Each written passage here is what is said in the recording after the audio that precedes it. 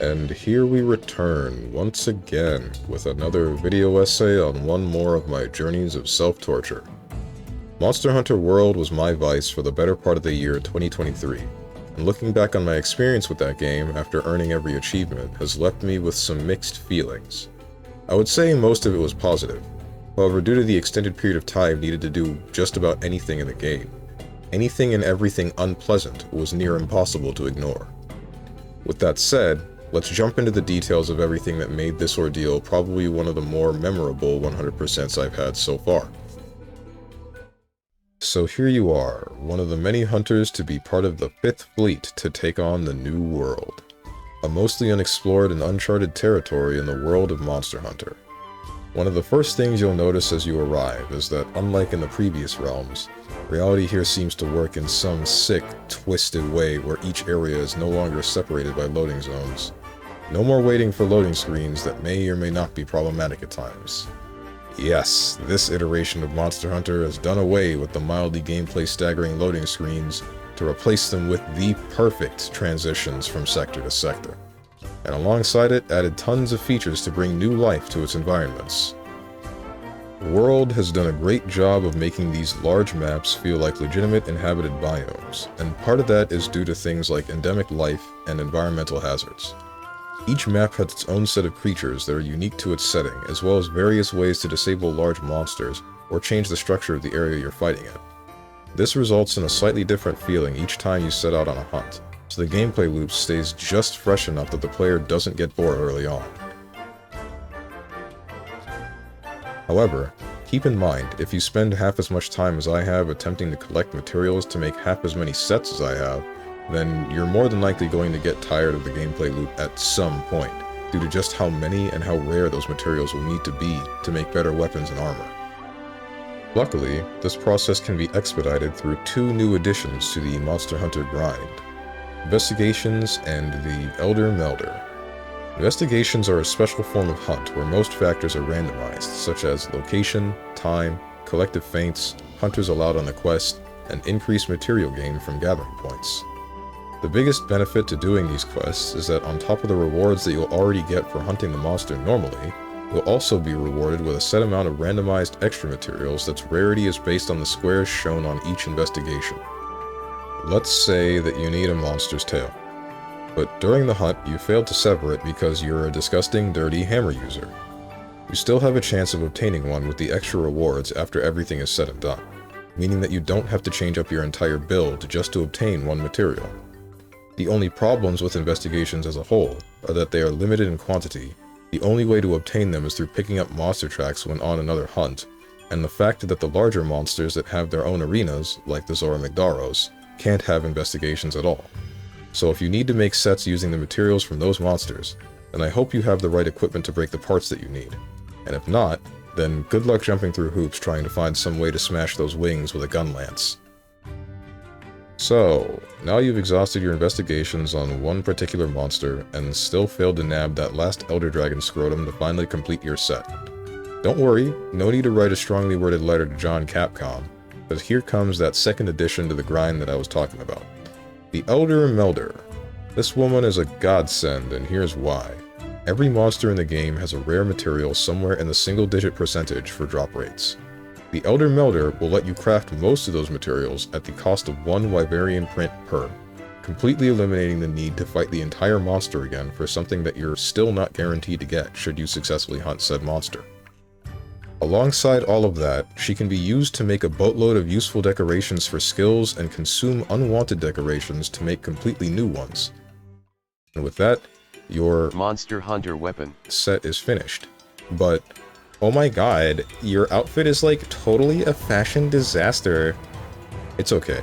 Don't panic. We can fix this. All you have to do is find some layered armor pieces that are absolutely swag-tastic and repeat the farming process. But this time, now you also gotta grab a handful of random items that are only obtainable through some oddly specific means. Fun, right? And don't relax yet, because the customization doesn't end there. As you progress through the story, you'll amass a total of 3 rooms, each with bits and bobs that are able to be swapped out at your leisure with bric-a-brac you'll pick up along the way, and endemic life that you've caught out in the wild and now forced into a life of uneventful domestication. Jokes aside, 70 to 80% of the process of building everything up was enjoyable to me. There's a special kind of feeling to be had from looking into the armor skills that you want for your weapon of choice, then finally crafting it all to find out how effective you can make it. And the time it took to put everything together was, as weird as this might sound, just the right amount of time wastage. The amount of times you'll need to fight a monster to craft a set, paired with a large-scale endgame monsters that need those sets in order to be fought, make you want to get the maximum value out of the equipment that you shed blood, sweat, and tears to make. For comparison, Monster Hunter Rise and Monster Hunter Generations Ultimate have this very same gameplay loop. However, I spent significantly less time in Rise than I have in both World and Generations Ultimate. This is because, for me, Monster Hunter Rise provided less of a sense of accomplishment due to how easily you can obtain everything that you might want. After maybe 2 or 3 hunts of your monster of choice, you'll already have most of what you need to slap together a set. Then with that, you'll rocket to the endgame and probably tear through most of these monsters that are supposed to pose a challenge, but end up being an average experience because you just get equipment powerful enough to take them on. Meanwhile, with Generations Ultimate, making even one piece of what you're looking for could take a few attempts, and it might even require more than one monster. So if I put in the work to meticulously craft a set, then you bet your mother's mandible that I'm going to use it for a number of hunts to come. The effortless acquisition of any and all things hunting related in Rise resulted in less of an emotional investment from the player, whereas the journey to reach the same point in World and Generations Ultimate being generally more difficult resulted in a desire to prove the value of said effort. Now here's where the experience started to get a little annoying. Once the main meat of the game is out of the way, the things left over end up being the same kind of time-consuming, but nowhere near as interactive. Gold Crowns, Tail Raiders, the Linean Researcher, and Rare Endemic Life. It's as if all of these were designed to waste as much of the player's time as possible. First up, Gold Crowns. Every monster in the game, save for a couple of special monsters, can have a varying size each time you enter a hunt with one. There are 2 thresholds that must be passed for you to obtain their respective crowns, one for large and one for small. The monster's size is determined solely by RNG, which can be manipulated, but only with event quests that either guarantee a specific size for a specific monster, or have an increased chance of varying size, but only for non-Elder Dragons. Once you've blown through all of these, you'll find yourself in a terrible trance as you load up quest after quest, only to, upon spotting the monster, hear the game shout into your mind's ear, "Haha, this ain't the size you need, dummy, do it again!" Next, we have the Tail Raiders. Woo. This was the worst aspect of this game by a long shot. Each map has their own small group of friendly little pests, all of which must be engaged with repeatedly so as to unlock their faction stash of treasures. I have no idea what the devs' intentions were when implementing some shenanigans like this, because by no means are any of the items that you get for doing it worth it at this point in the game. After befriending each Tail Raider, which was also a bit of a grueling process by the way due to the strange conditions needed to reach some of their hideouts, but actually worth it because you get access to the Raider Ride and Palico gadgets, you now have to build enough unity with each group to unlock the wonderful mechanic that is Paw Swap. Thus begins the cycle of trade items with cats, get hint for treasure, completely ignore hint and look up treasure location. Did I mention that there's 10 of these for each map? And you're not guaranteed to get the hint after trading, so sometimes you'll sit there watching these stupid Gajalaka take an eternity to start dancing, just for them to stare at you with the emptiness of the void after you've given them the whole of your inventory. So once you're finally done picking up these little gremlins' laundry, you'll come to check the achievement list again to find out that this weirdo gets his sick kicks from pictures of naked humanoid animals. The Linean Researcher. For some godforsaken reason, this guy cannot get enough of recording the day-to-day life of the aforementioned Tail Raiders, and has taken it upon himself to push the task of their photography onto you. And back we go out into the wilds to fulfill at least one of the devs' poorly disguised voyeuristic fetish, only to be rewarded with items that are but one step up from the stuff you get from the Grimalkin themselves. Did you know that Monster Hunter World has a day-night cycle and a weather system? Well, you're gonna be getting real intimate with them. A good portion of the pictures you need to take require a certain time of day, and along with it may be a certain weather pattern. The weather patterns are easy enough to manipulate. All you have to do to change them is go from one map to another. not a big deal. The real thorn in your side is going to be the day-night cycle. One day in Monster Hunter World is segmented into 4 parts: dawn, day, dusk, and night. To my knowledge, there's nothing in the game that can change the time of day or speed up the clock. Meaning, if you need something at night and it's only a quarter of the way through the day, then you might as well kick back and set up a game of solitaire, because you're gonna be here for a while. Which brings me to my last grievance: rare endemic life. Here is where the interaction of the game drops to basically 0, because pretty much all endemic life will just kinda sit there waiting to be hit by the capture net. The unfun part is that the ones needed for the achievements are spread out among different points of the day and have low spawn rates.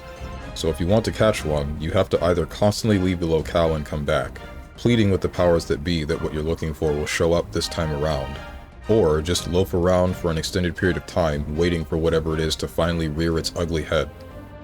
Doing all of this back to back was probably one of the most mind-numbing experiences I'll ever have with a video game. But I will say that at the end of the day, once it was all over and done with, there was a pretty strong feeling of relief. We've talked about the stuff that I liked, and the stuff that I hated. Now here's everything in between. A couple of the new augmentations to the Monster Hunter formula have me unsure on what to feel.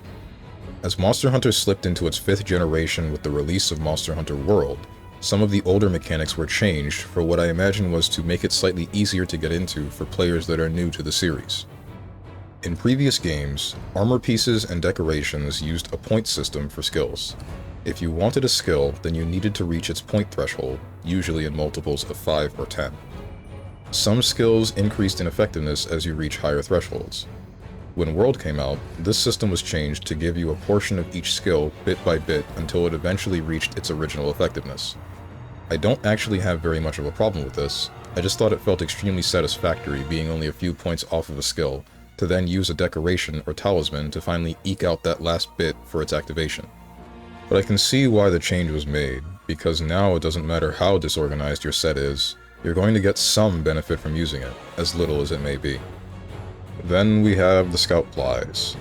These green, blue, and occasionally red wisps have replaced the system of paintballs in a way that I am almost totally indifferent toward. Once again, in previous games, the monster needed to be found and, in order to keep track of its position, paintballed. It might have been inconvenient, but I think it emphasized the fact that you're a monster hunter and not just a monster killer.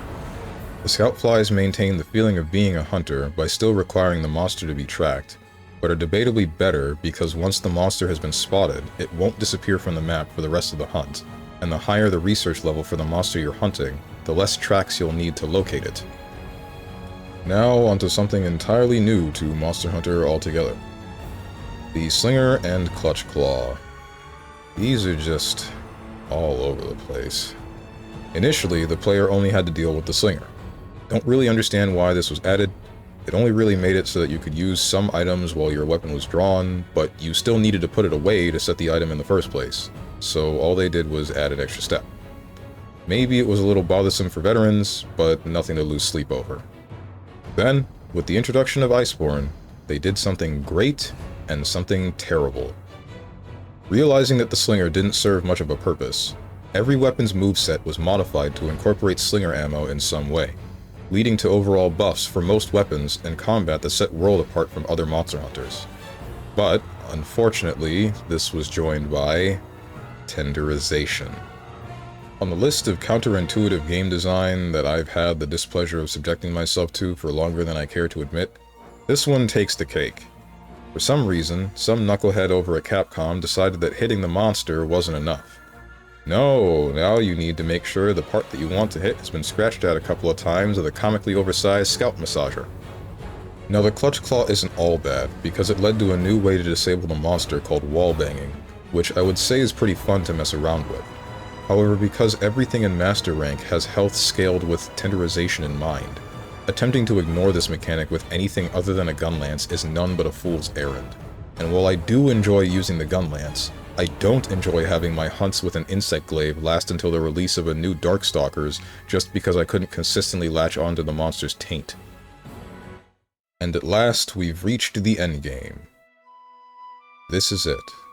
This is what we've been waiting for. All of those long, painstaking hours toiling over a hot greatsword so you could finally take a load off and relax. Psych! You thought this was done? Nah, Mother Nature's got a messed up sleep schedule, and as a result, so do you. In fact, the only rest you're gonna get is through the side quests needed to unlock camps and hunting tools. The tail end of Monster Hunter World will test almost everything you have at your disposal, and that includes your patience if that wasn't already stressed to its limit before. The Guiding Lands, or as everyone in the community likes to call it, the Grinding Lands. I both love and hate this place. It's great if you want to just chill and hunt random monsters, because they'll constantly join the locale if there's space. But it becomes an absolute nightmare if you want to make something that requires materials from it. The Guiding Lands rolls all previous areas together into one big Frankenstein of a map, meaning every monster in the game that isn't too big for the camera or a crossover can appear here. This would be cool, except for the fact that each area has their own level, and every time you hunt a monster, regardless of whether it was in your or someone else's Guiding Lands, all levels will adjust based on which monster you fought. So if you need something from Hoarfrost Reach level 7, but yours is only level 1, then you're gonna need to either join someone else and hope that they're willing to lure out the monster that you want, possibly more than once, or start chipping away at that boulder in your path that is leveling the area. And just so you know, this doesn't get better with gathering, because each area has gathering points that do not show up on the map, and have to be used to spawn a large gathering point that's items are used for weapon augmentations. Now I get it, it's endgame, there probably isn't very much to work for at this point, but you remove the veil from the gameplay loop a bit when you force the player to grind this much for so little. So, was 100%ing Monster Hunter World worth it? Honest to God, I have no clue how to answer that question. Trying something like this is for crazy people. Everything down to the last achievement took me a total of 830 hours, and it all just kinda blurs together in my head. The moderately smooth progression of difficulty for the game, mixed with large swaths of time where I would take breaks from Monster Hunter as a whole, has dulled my ability to gauge the value that I have in doing all of this. The game is fantastic, don't get me wrong. But as the days went on, my mentality ping-ponged back and forth between this is something that I want to do, and this is something that I can do because of how much time I already sunk into the game. The post-game and the main game blend together so well that it's hard to grasp just how far you've come unless you do something like go back to fight low and high-rank monsters with master rank equipment.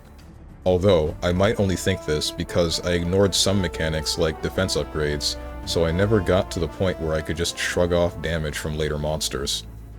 The real things that kept me going were the randoms that would occasionally compliment me on my sets, and how easy it is to sustain resources due to the Steamworks, Argosy, and Harvest Box. Well, that about sums up my opinion on Monster Hunter World. Thanks for watching, but before I go, heads up for those of you that have the same masochistic tendencies as I.